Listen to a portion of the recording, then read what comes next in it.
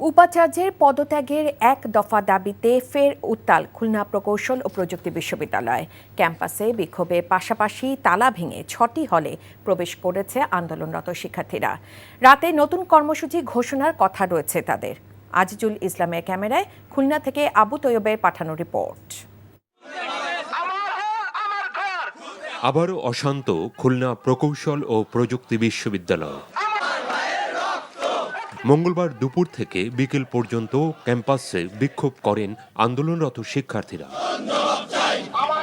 বিশ্ববিদ্যালয়ের বিভিন্ন বিভাগের সামনে গিয়ে আবাসিক হলের তালা খুলে দিতে শিক্ষকদের অনুরোধ জানান তারা। আমাদেরকে হলে প্রবেশ করতে আপনারা সর্বোচ্চ সহযোগিতা করুন। এতে সাড়া না পেয়ে পরবর্তীতে নিজেরাই একে একে হলের তালা ভেঙে ফেলেন। মেয়েদের হল বাদে ছেলেদের 6টি আবাসিক হলেই প্রবেশ করেন আন্দোলনরত শিক্ষার্থীরা।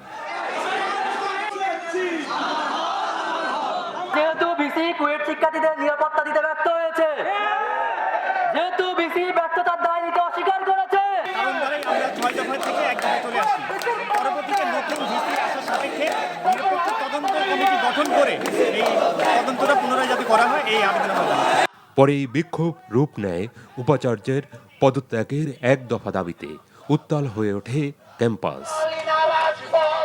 6 দফা থেকে এক দফা ঘোষণা করছি।